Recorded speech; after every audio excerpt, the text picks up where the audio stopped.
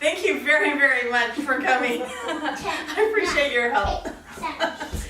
Okay, so I just want to tell you that making bread is really, really easy. When I was 8 years old, I had my mother's friend. She came over and she said that making bread was so easy and you only need 6 ingredients.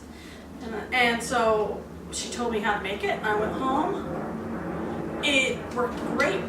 So I was really excited. My brothers and sisters loved it when I made bread. They thought that was really great. Then when I went to college, every time I made bread at college, big hit. Then when I had kids, I would make bread quite often and they loved it, but there was never any leftovers. They always ate all of it the day I made it. And then just recently, I started making it with my grandkids and they love it. So hey, I'm a hit again. So making bread is really, really cool. Making bread also is, it can be more than just physical. It can be a little bit spiritual because did you know that bread and water are symbols of Jesus Christ? So I'm going to have you come up and help me make bread. And when we do, we're going to have your mom read all the different scriptures that go with the ingredients that go into bread. Sound like a plan? Okay, so first we need 2 cups of water. You're first. I'm going to put 2 cups of water. Oh, you know what? I forgot to tell you about bread. Bread is a symbol of Jesus Christ. You can just read that. You want to read about bread? John 6:35, and Jesus said unto them, I am the bread of life. He that cometh to me shall never hunger, and he that believeth in me shall never thirst. Ooh, so what does that mean? That if you do what Jesus Christ wants, what happens? He'll be happy. You'll be very happy and you'll never hunger and never thirst. Never be Okay, never thirsty. next one. Oil. Who wants to do the oil? Do you want to do it? Come do the oil? And here is the scripture for oil. Okay, let's put it. But a certain Samaritan as he journeyed came where he was, and when he saw him, he had compassion on him, and went to him and bound up his wounds, pouring in oil and wine, and set him on his own beast, and brought him to an inn, and took care of him. 1, 2. So, do you know what olive oil has wonderful properties? Here you go. And one of them is healing. Yeah, he knows. You can put oil into wounds and it will clean out the debris easily. And he also put wine, and wine has alcohol which will kill the germs. So that's why he had oil and wine. He put it in there. Okay, sticky honey. You want to come do the sticky honey? 2 Nephi 26:24, He doeth not anything save it be for the benefit of the world. For he loveth the world, even that he layeth down his own life, that he may draw all men unto him.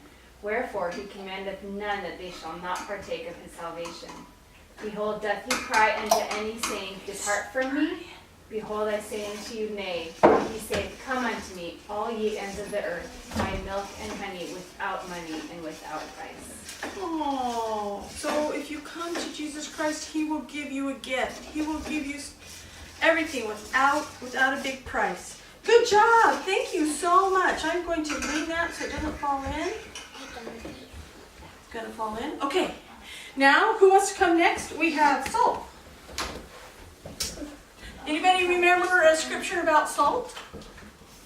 What happens when salt loses its savor? We want the teaspoon. 12:13.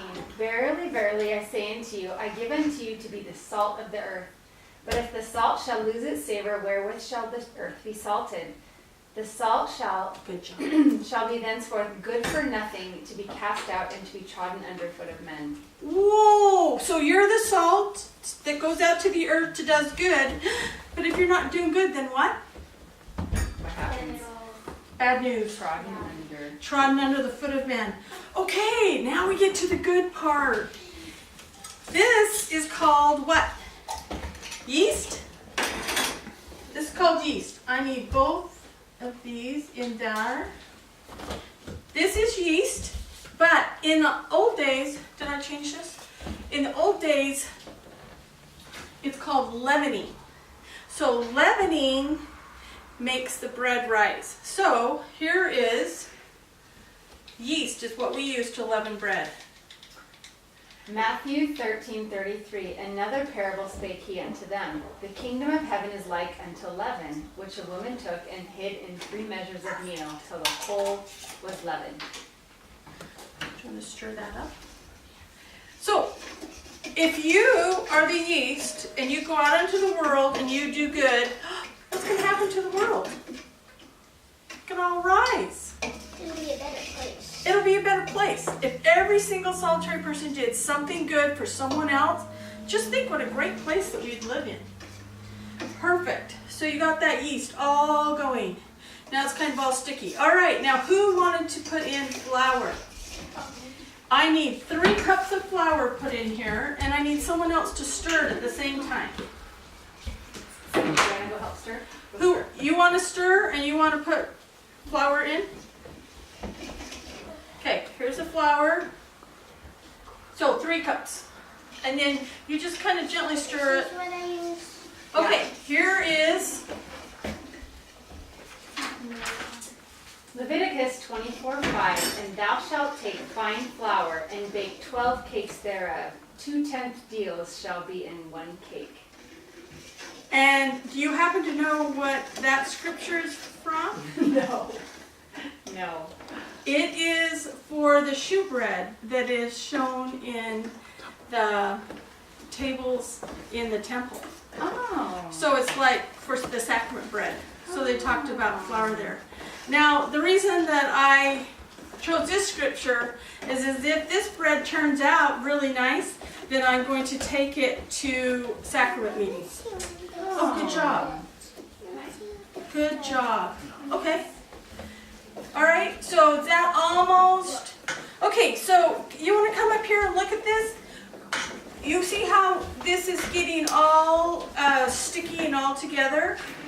We are going to add another cup to it, and see how it's sticky and it's against the bowl? As you do flour, it's going to start to pull away from the sides of the bowl, and that's how you know you have enough flour in it.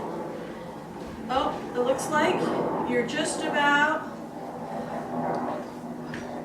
Okay, so this is the time where, I'm gonna hold that. See how it's starting to stick together, and the bread is now it's going against the sides, and it isn't Stuck inside. right. It isn't sticking to the side. It's sticking. This means that it's all mixed. That it's done. You've got enough flour in there. Okay. Do you guys want to? I'm gonna take it out. Do you guys want to mix? Okay, so what you want to do is we're going to sprinkle some of this over the top, and hopefully it will not get your hands too sticky. But now you get in there, and this is where you have fun. You just work it. Work it, work it, work it, work it.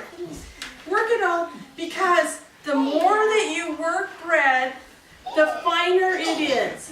Get some moving too. All nice and fine, and so bread loves to be folded and kneaded and pounded. So when I'm very, very frustrated, then I like to work in bread. And then if I give somebody the bread, then they're happy too. So it does a dual, it works a dual kind of thing. Whoa, that is so sticky. I love it, love it, love it. Okay, now take it like this and wipe.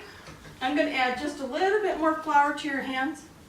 And you'll watch this. It'll start to come off your hands. When you put a little more flour in it, it'll start to come off your hands. And I want you to wipe it as you go. And if you wipe it down, it'll start coming off your hands. Yeah. Yep. Work it, see? And you can work all of that right out of your hands and into the bowl. Perfect. Oh, you guys did such a good job. Such a good job. Now what we're going to do is we're going to have this bread, and it's going to sit on the counter, and it's going to rise. We're going to allow that yeast to work. So now that you've got as much as you can, you want to go wash your hands, and we'll just take yours off.